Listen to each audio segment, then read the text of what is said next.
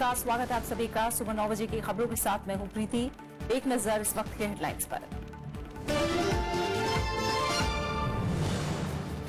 विधानसभा अध्यक्ष के खिलाफ अविश्वास प्रस्ताव लाएगी डीएमके। मुख्यमंत्री पलनीसामी के बहुमत परीक्षण के खिलाफ मद्रास हाईकोर्ट में आज सुनवाई। विधानसभा सचिव ने सदन के घटनाक्रम की राज्यपाल को सौंपी रिपोर्ट।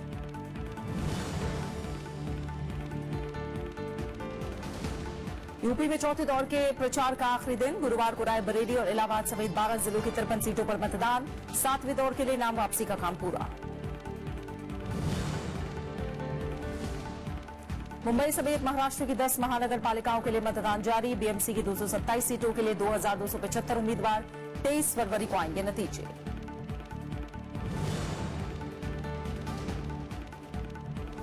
भ्रष्टाचार और हवाला मामले में पूर्व सीबीआई प्रमुख एपी सिंह के खिलाफ एफआईआर। कारोबारी मोइन कुरैशी को फायदा पहुंचाने का आरोप। दिल्ली और गाजियाबाद समेत 4 शहरों में सीबीआई ने मारे छापे।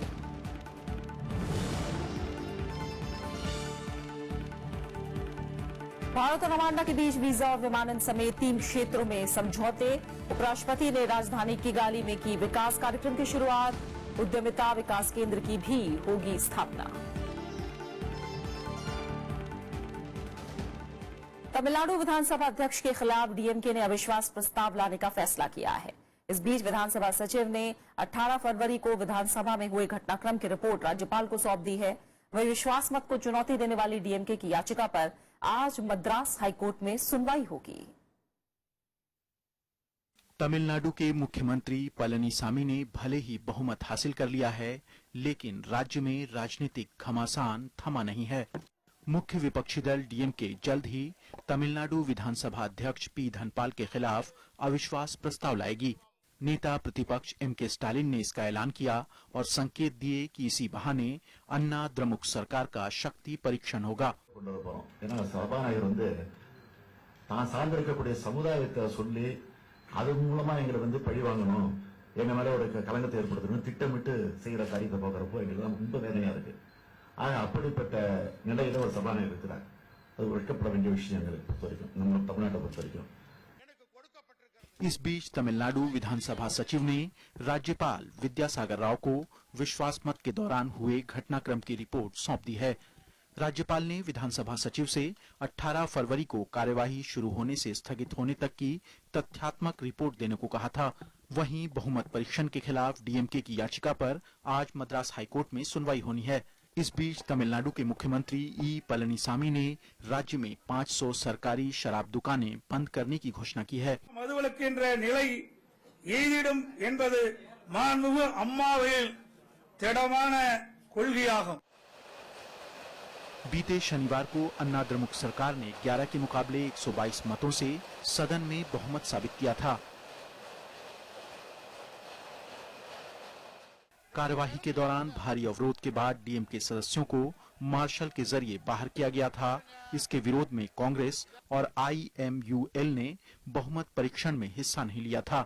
डीएमके ने मामले की शिकायत राज्यपाल से की थी। Bureau report, Rajya Sabha TV. Nagaland में सत्ताधारी पार्टी एनपीएफ के अध्यक्ष और विधायक दल के नेता शुरहोजे लिजेत्सु कल मुख्यमंत्री पद की शपथ लेंगे। राज्यपाल पीबी आचार्य ने लिजेत्सु को सरकार बनाने का न्यौता दिया है। इससे पहले कल एनपीएफ की बैठक में लिजेत्सु को विधायक दल का नेता चुना गया। नागालैंड में बीते कुछ दिनों से चल रही राजनीतिक अनिश्चितता खत्म हो गई है। सत्ताधारी नागा पीपुल्स फ्रंट ने शुरहोजेली लिजियात्सो को विधायक दल का नेता चुना है। वो 22 फरवरी को शपथ लेंगे। लिजियात्सो नागा पीपुल्स फ्रंट के अध्यक्ष भी हैं। आदिवासियों की मांग मानते हुए रविवार को मौजूदा मुख्यमंत्री टीआर जेलियांग ने अपने पद से इस्तीफा दे दिया था। विधानसभा में विपक्ष का कोई विधायक नहीं है। नागा पीपुल्स फ्रंट के 48 विधायक हैं, 8 विधायक निर्दलीय हैं, तो बीजेपी के 4 विधायक हैं। ये सभी डेमोक्रेटिक अलायंस ऑफ नागालैंड में शामिल हैं। आदिवासी संगठन शहरी निकाय चुनाव में महिलाओं को 1/3 आरक्षण का विरोध कर रहे थे। राज्यपाल ने चुनाव प्रक्रिया रद्द कर दी है, लेकिन प्रदर्शनकारी मुख्यमंत्री टीआर जेलियांग के इस्तीफे पर अड़े थे। इस वजह से पिछले महीने राज्य में कानून व्यवस्था की स्थिति खराब थी। Bureau report, Rajya Sabha TV. और अब कुछ खबरें चुनाव से जुड़ी।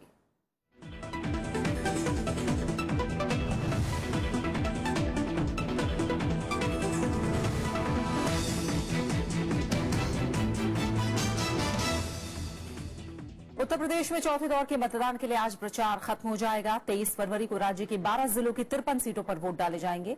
जिन जिलों में चुनाव होने हैं उनमें इलाहाबाद, रायबरेली, झांसी, बुंदेलखंड, प्रतापगढ़, कौशाम्बी, जालौन, ललितपुर, महोबा, बांदा, हमीरपुर, चित्रकूट और फतेहपुर शामिल हैं।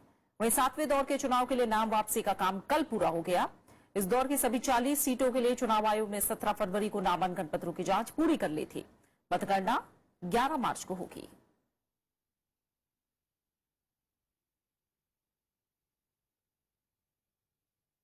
चौथे दौर के चुनाव में वोटरों को अपने पक्ष में करने के लिए राज्य में चुनाव प्रचार चरम पर है। गुरुवार को होने वाले चुनाव में बुंदेलखंड इलाके की ज्यादातर सीटों पर वोट डाले जाएंगे। सभी दल बुंदेलखंड की समस्या को लेकर एक दूसरे के ऊपर आरोप लगा रहे हैं। प्रधानमंत्री नरेंद्र मोदी ने कल जालौन के उरई में रैली की, तो बीएसपी प्रमुख मायावती ने भी सुल्तानपुर में रैली की। प्रधानमंत्री नरेंद्र मोदी ने उरई रैली में बुंदेलखंड की समस्याओं का जिक्र कर विरोधियों पर निशाना साधा।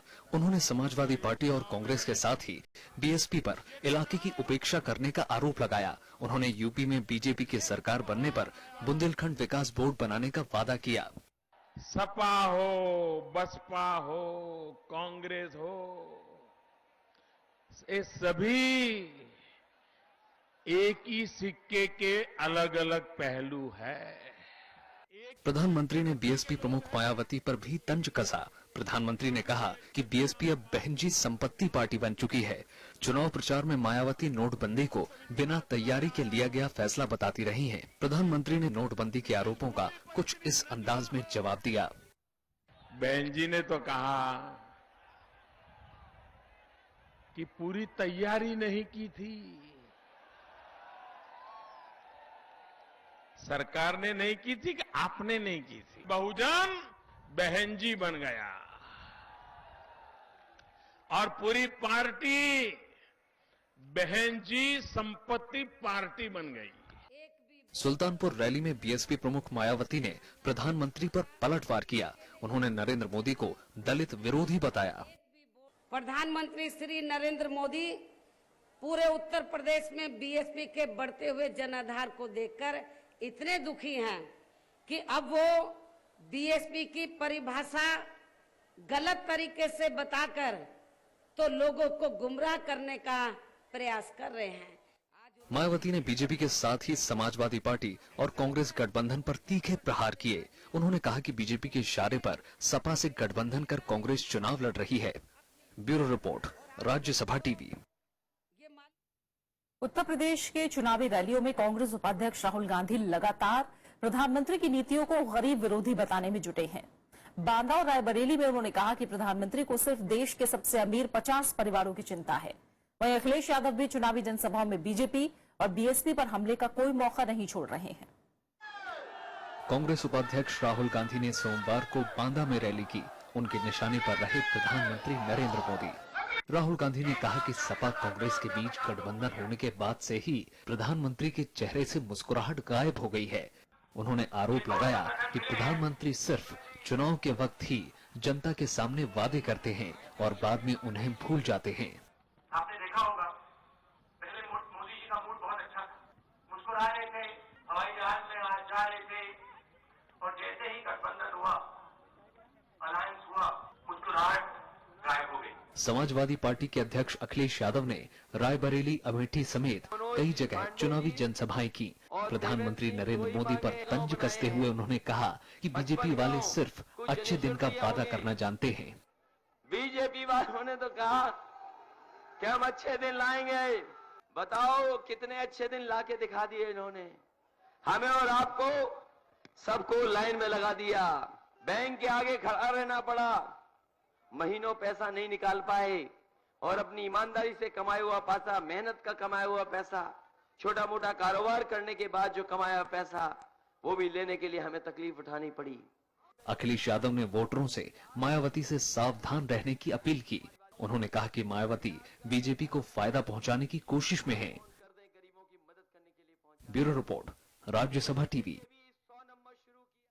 मणिपुर विधानसभा चुनाव के लिए जारी कांग्रेस के घोषणा पत्र में राज्य के लिए विकास के लिए 19 सूत्रीय एजेंडा पेश किया गया है। इम्फाल में मुख्यमंत्री ओकरा मिबोबी सिंह, और कांग्रेस के मणिपुर प्रभारी सीपी जोशी ने कल पार्टी का घोषणा पत्र जारी किया। कांग्रेस ने वादा किया है कि सत्ता में आने पर वो राज्य की क्षेत्रीय अखंडता को संवैधानिक सुरक्षा उपाय मुहैया कराने के लिए केंद्र से गुजारिश करेगी। साथ ही राज्य के बाकी हिस्सों से आफ्सपा हटाने के लिए भी प्रयास करेगी।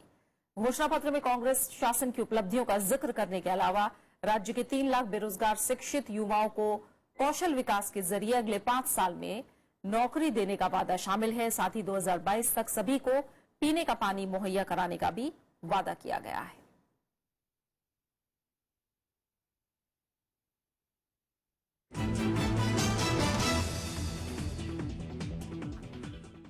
कुछ और अहम खबरें।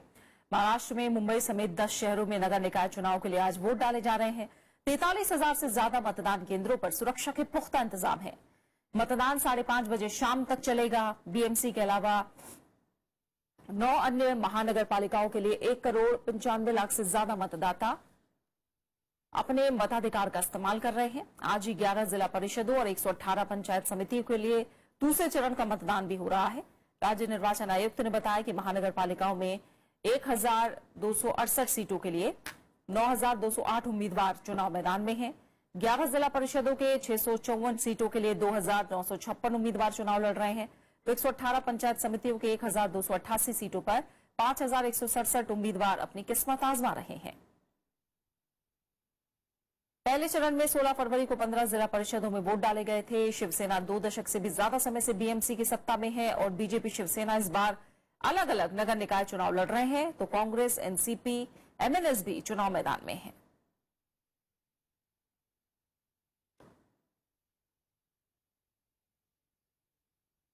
ओडिशा में भी आज पंचायत चुनाव के 5वें और आखिरी चरण के लिए वोटिंग हो रही है। 26 जिलों में सुरक्षा के पुख्ता इंतजाम किए गए हैं। नक्सल पीड़ित इलाकों में खास व्यवस्था की गई है। इस दौर में 150 जिला परिषदों, 1,173 सरपंचों और 16,148 समिति सदस्यों का चुनाव होना है। चौथे चरण में 76% वोट डाले गए थे और मतदाताओं ने 162 जिला परिषद सदस्यों, 1,324 सरपंचों और 18,876 वार्ड सदस्यों को चुनने के लिए मतदान किया था। भ्रष्टाचार और हवाला मामले में सीबीआई ने अपने पूर्व प्रमुख एपी सिंह, मांस निर्यातक मोइन कुरैशी और अन्य आरोपियों के खिलाफ मामला दर्ज किया है। एपी सिंह पर मुख्य आरोपी मोइन कुरैशी की मदद करने का आरोप है। सोमवार को सीबीआई की टीम ने दिल्ली, गाजियाबाद, चेन्नई और हैदराबाद में आरोपियों के कई ठिकानों पर छापेमारी की थी। मोइन कुरैशी पिछले साल अक्टूबर में इंदिरा गांधी अंतर्राष्ट्रीय हवाई अड्डे से एयरपोर्ट अधिकारियों को झांसा देकर फरार हो गया था। कुरैशी पर हवाला के जरिए काफी मोटी रकम दुबई, लंदन और यूरोप के कुछ अन्य स्थानों में भेजने का आरोप है। आयकर विभाग ने कुरैशी के खिलाफ कथित तौर पर 20 करोड़ रुपए की संपत्ति का खुलासा नहीं करने के सिलसिले में मामला दर्ज किया था। इसके बाद प्रवर्तन निदेशालय ने कुरैशी के खिलाफ विदेश विनिमय प्रबंध कानून के तहत जांच शुरू की थी। केरल में मलयालम अभिनेत्री को अगवा करके उत्पीड़न के मामले में स्थानीय अदालत ने गिरफ्तार 2 आरोपियों को 14 दिनों की न्यायिक हिरासत में भेज दिया है।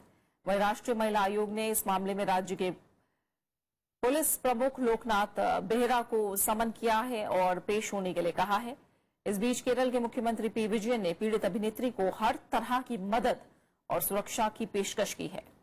फेसबुक पोस्ट में मुख्यमंत्री ने कहा कि अपराध में शामिल दोषियों को बख्शा नहीं जाएगा। उन्होंने कहा कि सरकार महिलाओं और बच्चों से संबंधित अपराधों से कड़ाई से निपटेगी। सबरीमाला मंदिर में महिलाओं के प्रवेश के मामले की संवैधानिक पीठ में सुनवाई का रास्ता अभी साफ नहीं है। सोमवार को सुप्रीम कोर्ट ने इस मामले पर सुनवाई करते हुए अपना फैसला सुरक्षित कर रख लिया। दरअसल केरल सबरीमाला अयप्पा मंदिर में 10 से 50 साल की उम्र की महिलाओं के प्रवेश पर पाबंदी है। सुप्रीम कोर्ट ने भी मंदिर में प्रवेश को महिलाओं का संवैधानिक अधिकार बताते हुए नोटिस जारी किया था। तो खबरें जारी हैं, लौट रहे हैं छोटे से ब्रेक के बाद।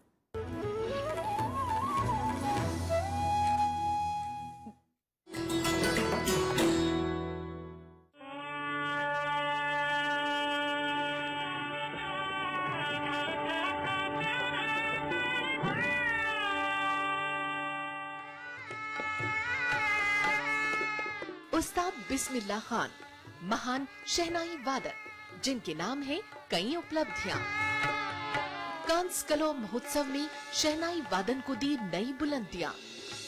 आजादी के पहले जश्न में लाल किले से गूंजी उनकी शहनाई और फिर गणतंत्र दिवस पर भी उस्ताद ने बेमिसाल धुनें सुनाई। भारत रत्न के रूप में उन्हें मिला देश का सबसे बड़ा नागरिक सम्मान।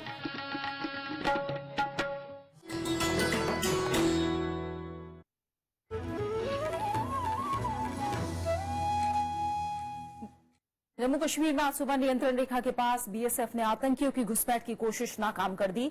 ये आतंकी राजौरी जिले के केरी सेक्टर में अंधेरे का फायदा उठाकर सीमा पार से घुसपैठ की फिराक में थे। चौकसी में तैनात सुरक्षा बलों की आतंकियों के साथ काफी देर तक मुठभेड़ चली। जवानों ने गोलीबारी में एक आतंकी को मार गिराया, जबकि 2 आतंकी बचकर फरार हो गए।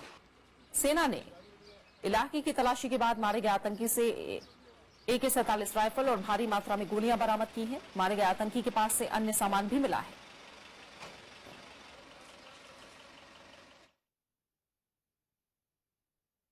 राष्ट्रपति प्रणब मुखर्जी ने दिल्ली सरकार की तरफ से भेजे सिटीजन चार्टर बिल को लौटा दिया है। दिल्ली विधानसभा में इस बिल को सरकारी महकमों में काम को पूरा करने के लिए समय निर्धारित करने के मकसद से पास किया गया था। राष्ट्रपति ने दिल्ली सरकार से बिल से जुड़े कुछ मुद्दों पर स्पष्टीकरण मांगा है।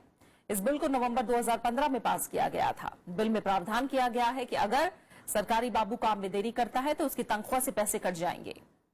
मुख्यमंत्री अरविंद केजरीवाल ने इस विधेयक के पारित होने को भ्रष्टाचार के खिलाफ लड़ाई में बड़ी जीत बताया था।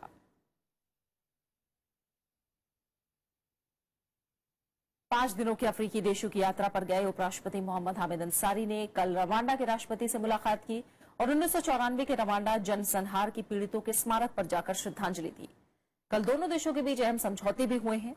यात्रा के दूसरे चरण में उपराष्ट्रपति आज युगांडा के लिए रवाना होंगे। सोमवार को भारत और रवांडा के बीच 3 अहम समझौतों पर हस्ताक्षर हुए। इनमें नवाचार, विमानन क्षेत्रों और वीजा से जुड़े समझौते शामिल हैं। दोनों देश मिलकर रवांडा की राजधानी किगाली में उद्यमिता विकास केंद्र की स्थापना करेंगे।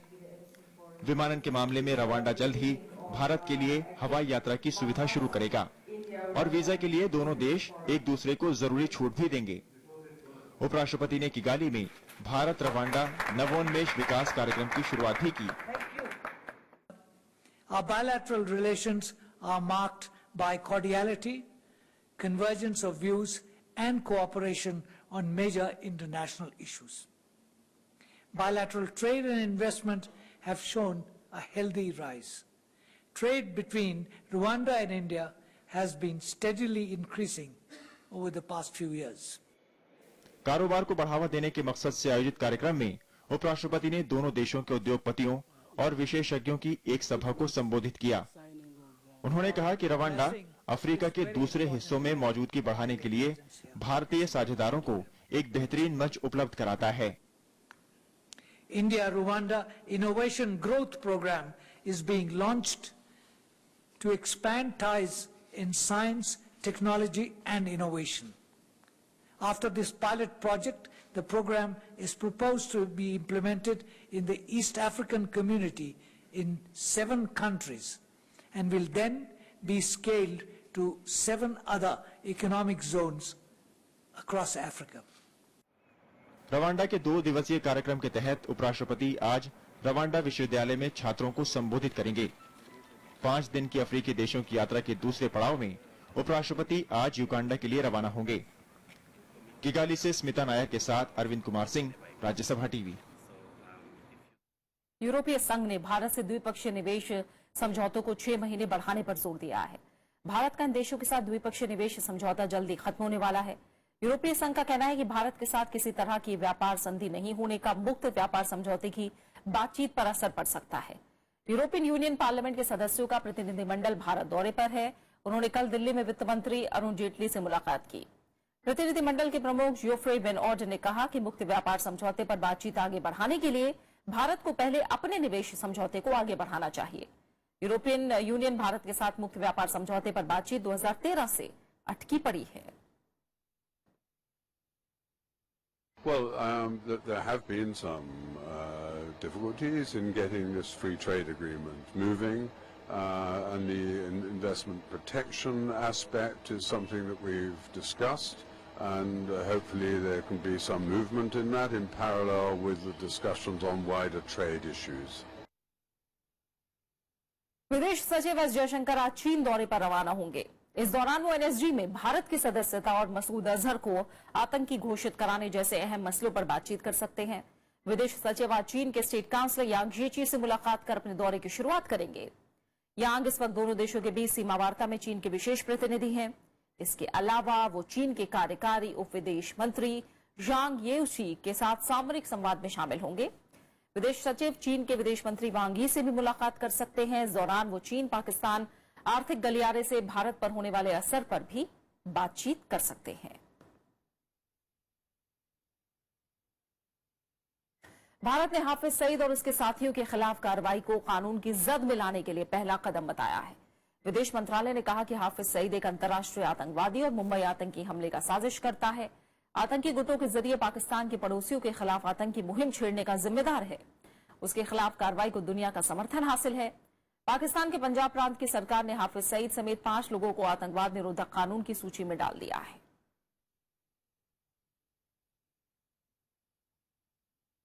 अफगानिस्तान ने पाकिस्तान को उसकी सरजमी पर सक्रिय 32 आतंकी प्रशिक्षण केंद्रों की सूची सौंपी है।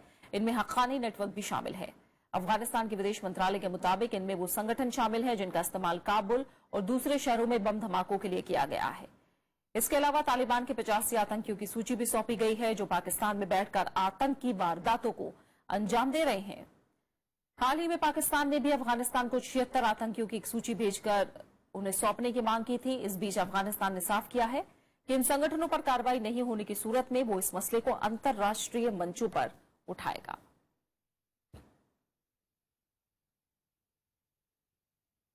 Lieutenant general HR McMaster America के नए राष्ट्रीय सुरक्षा सलाहकार होंगे। अमेरिकी राष्ट्रपति डोनाल्ड ट्रंप ने इंटरव्यू के बाद उनकी नियुक्ति का ऐलान किया। वो माइकल फ्लिन की जगह लेंगे जिन्हें सिर्फ 3 हफ्ते बाद ही पद से हटा दिया गया था। फ्लिन पर नियुक्ति से पहले रूसी राजदूत के साथ बातचीत में अमेरिकी प्रतिबंधों पर चर्चा करने का आरोप है।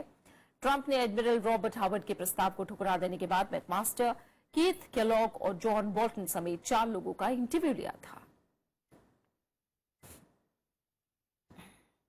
संयुक्त राष्ट्र में रूस के राजदूत विताली चोकिन का कल अचानक निधन हो गया।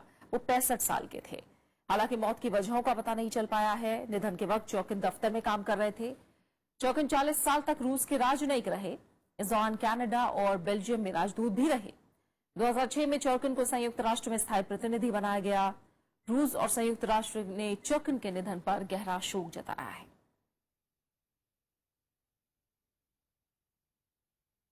टाटा कंसल्टेंसी सर्विसेज लिमिटेड यानी TCS ने 16,000 करोड़ रुपए के शेयरों की पुनर्खरीद कार्यक्रम का ऐलान किया है। कंपनी के बोर्ड ने अपने पास पड़ी भारी अधिशेष रकम को अपने शेयरधारकों को लौटाने का फैसला किया है, इसलिए शेयर वापस खरीदने की घोषणा की गई है। इस खबर के बाद सोमवार को TCS के शेयरों में जोरदार तेजी देखने को मिली। भारतीय पूंजी बाजार में यह अब तक का सबसे बड़ा शेयर पुनर्खरीद कार्यक्रम है। इससे पहले 2012 में रिलायंस इंडस्ट्रीज ने 10,400 करोड़ रुपए मूल्य के शेयर की पुनर्खरीद की थी।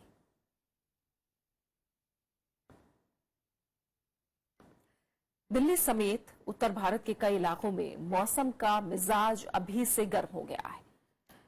सोमवार को राजधानी में फरवरी महीने का सबसे गर्म दिन दर्ज किया गया। कल दिल्ली में दिन के समय 32 डिग्री से ज्यादा तापमान रहा, जो सामान्य के मुकाबले 8 डिग्री ज्यादा था। मौसम विभाग के आंकड़ों के मुताबिक फरवरी के महीने में पिछले 10 साल के मुकाबले इस बार सबसे ज्यादा गर्मी पड़ी है। दूसरी तरफ जम्मू कश्मीर और हिमाचल के कुछ इलाकों में हिमस्खलन की चेतावनी जारी की गई है। चंडीगढ़ स्थित सेस के मुताबिक इन इलाकों में आज शाम तक हिमस्खलन होने का खतरा है। जम्मू कश्मीर के करगिल, कुपवाड़ा और बांदीपुरा में भारी हिमस्खलन की चेतावनी जारी की गई है और हिमाचल के लाहौल स्पीति के ढलानों भरे इलाकों में लोगों को सतर्क रहने की सलाह दी गई है। पिछले महीने जम्मू कश्मीर में हुए हिमस्खलन में 20 सैनिकों की मौत हो गई थी। आज जाने माने वैज्ञानिक शांति स्वरूप भटनागर की जयंती है। बचपन से ही विज्ञान में रुचि रखने वाले डॉक्टर शांति स्वरूप ने भारत में राष्ट्रीय प्रयोगशालाओं की स्थापना में अहम भूमिका निभाई, इसलिए उन्हें भारत में राष्ट्रीय प्रयोगशालाओं का जनक भी कहा जाता है।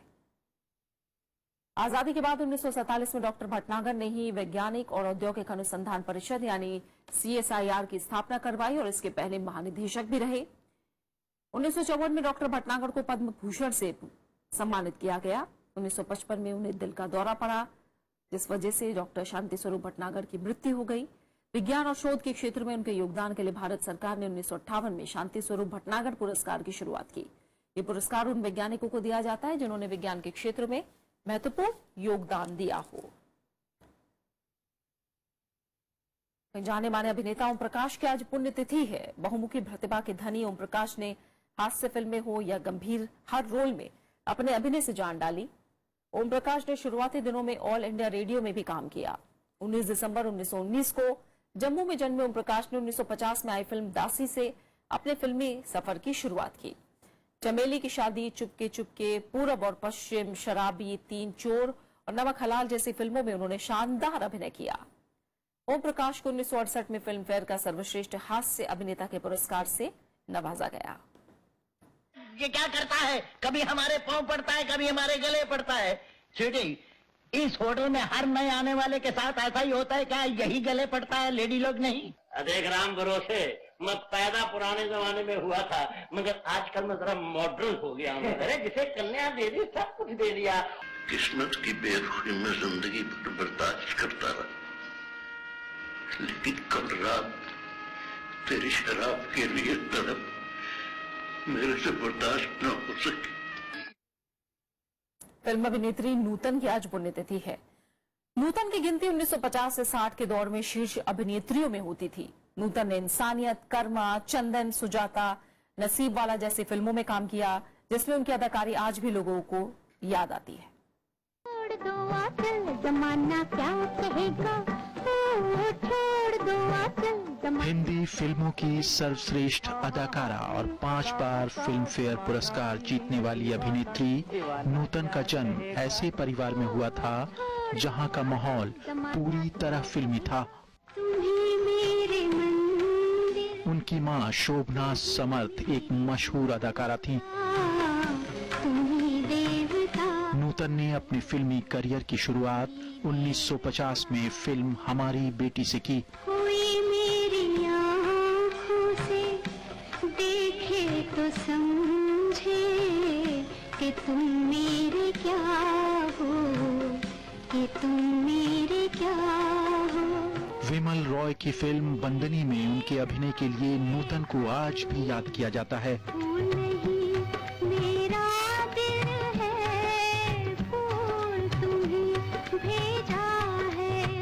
फिल्म छलिया, अनाड़ी, तेरे घर के सामने, सुजाता, दिल ने फिर याद किया, मैं तुलसी तेरे आंगन की और सरस्वती चंद्र उनकी काफी कामयाब फिल्में रहीं। 80 के दशक में उन्होंने चरित्र भूमिकाएं निभानी शुरू कर दी। मेरी जंग, नाम और कर्मा जैसी कई फिल्मों में उन्होंने दमदार अभिनय किया। Bureau report, Rajya Sabha TV. और अब आखिर में हेडलाइंस।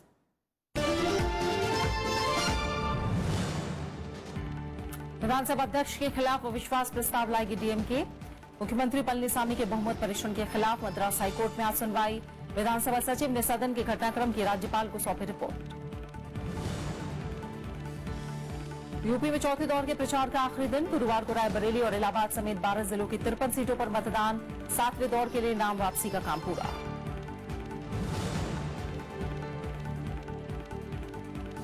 मुंबई समेत महाराष्ट्र की 10 महानगर पालिकाओं के लिए मतदान जारी। बीएमसी की 227 सीटों के लिए 2275 उम्मीदवार।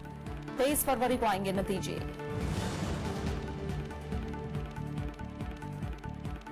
भ्रष्टाचार और हवाला मामले में पूर्व सीबीआई प्रमुख केपी सिंह के खिलाफ एफआईआर। कारोबारी मोइन कुरैशी को फायदा पहुंचाने का आरोप। दिल्ली और गाजियाबाद समेत 4 शहरों में सीबीआई ने मारे छापे। भारत और रवांडा के बीच वीजा और विमानन समेत 3 क्षेत्रों में समझौते। उपराष्ट्रपति ने राजधानी के गाली में की विकास कार्यक्रम की शुरुआत। उद्यमिता विकास केंद्र की भी होगी स्थापना। फिलहाल खबरों में इतना ही। आगे देखिए देश देशांतर। नमस्कार।